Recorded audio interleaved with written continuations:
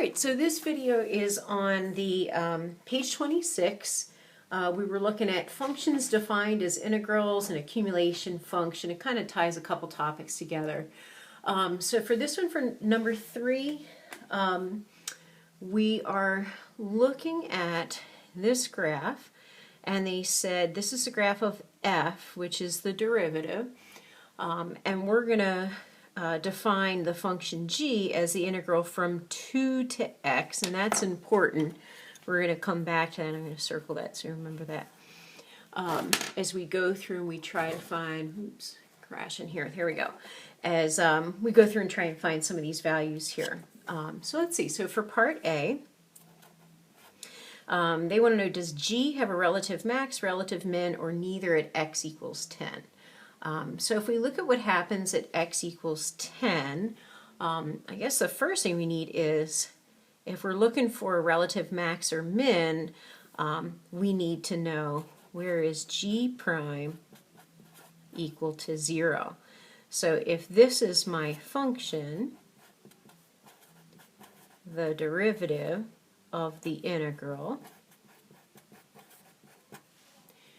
is going to look like that, and the derivative in the integral, since my upper bound is just plain old x, the derivative of g is just f of x. So where is the function f equal to 0? And that happens several places there, but they're just asking specifically about x equals 10. So when we look at x equals 10, my derivative, the graph that I'm looking at right now, is the graph of the derivative. So on the left side of 10, let's see, so f of x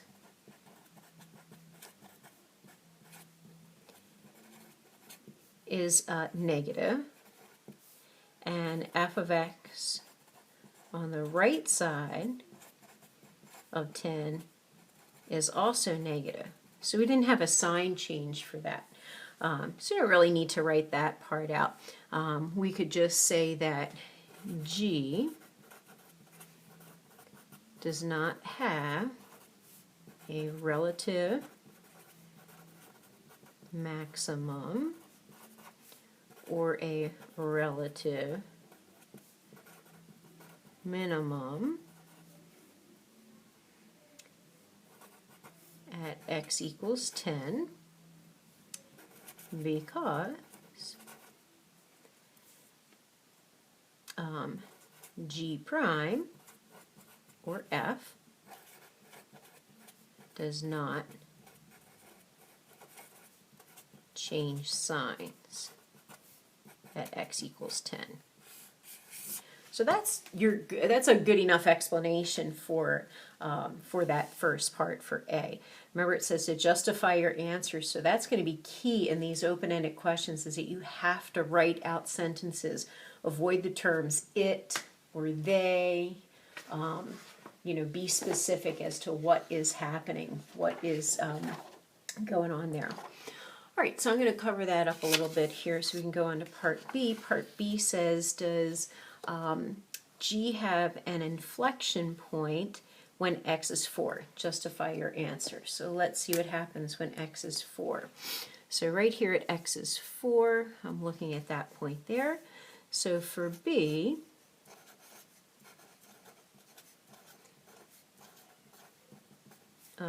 g has an, inflection point at x equals 4, and this is what they're looking for, the justification. Why did you decide that it has an inflection point? So I would say something to the effect of, the graph I'm looking at is f, so I could say the slope's tangent to f change from positive slopes on the left side to negative slopes on the right side at x equals 4. It doesn't matter if it changes positive to negative or negative to positive, as long as you have that sign change, you have an inflection point there. All right, and then part C is looking at absolute max and absolute min. So anytime you're looking for absolute max or absolute min, you have to remember we have to consider the endpoints there. So, so let's see, we have a couple things going on. We have to consider the inside value. So critical values of G occurs at x equals -2, +2, 6, and 10.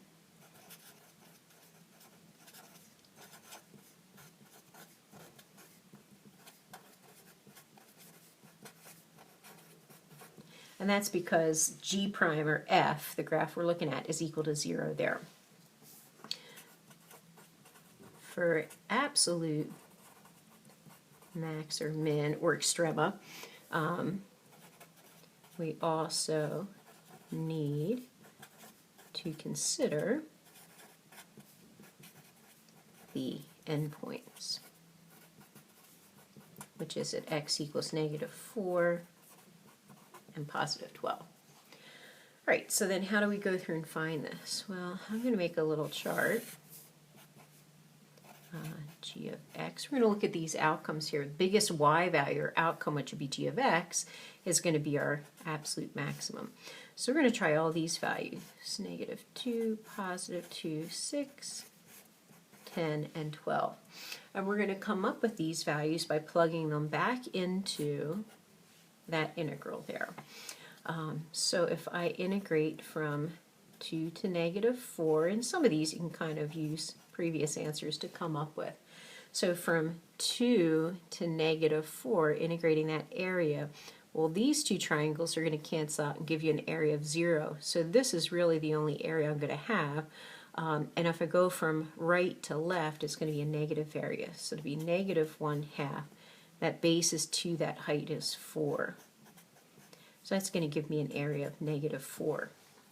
And we're going to do this then for each one of these intervals. So if I go from 2 to -2, and I'm starting with 2 for that bottom bound because that's the bottom bound in that given function notation there. So from 2 to -2, that's the area of this triangle right here, and I'm going from right to left, so it's going to be a negative area there. So to be -1/2, the base is 4, the height is 4, which is going to give me an area of -8. And I'm just going to keep doing this for each one of these values here. 2 to 2 is just going to give me an area of 0. 2 to 6. If I start at 2 and go to 6, that's that same triangle that we just found the area back here, except for it's positive. So that's going to give me +8 for that one. And then from 2 to 10, f of t dt. So from 2 to 10, those two triangles have the same area, cancels out and gives a 0. And then finally from 2 to 12, that's going to be that 0 plus this little triangle here, which is going to be a negative since it's below the x-axis and we're going left to right now. So 2 times 4, so that's going to give me an area of -4. All right, so we came up with all of those values there. So then finally, I'm just going to slide this up a little bit here, we can come up with our, they said for this one they just wanted the, let's see what it says, find the absolute minimum value and absolute maximum value. So they're not looking for the x coordinate, they're looking for the y value. So absolute maximum is 8, absolute minimum is -8. They asked for the x coordinates, we would say x equals -2, x equals +6. All right, so that's the first part, and this work here is enough of a justification for them. And then finally for part D, go to another sheet here. For part D, we're looking for where is g of x less than or equal to 0. Right, and this one's not as much work as we did for the last problem. But we're going to use the work we had from the last problem to come up with this. So if you look at this chart that we came up with, all of these values are the critical values, things that are happening that are important in our graph of G. So if you look at this table of values here, the question is asking where is G of x either equal to 0 or is it negative?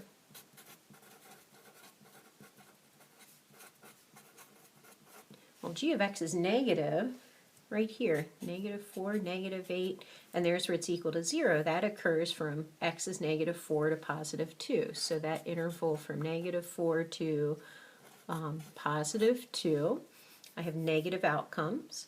Then the graph is positive, and then from 10 to 12 I have negative outcomes. So just looking at those y coordinates there, and it doesn't ask for a justification at all for that, it's just the outcomes from that part C.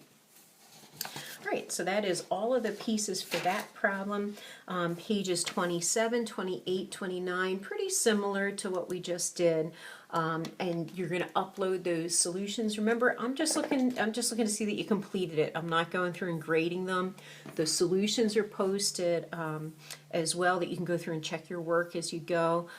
Try to do the problems first without checking the solutions, and then check them when you're finished. All right.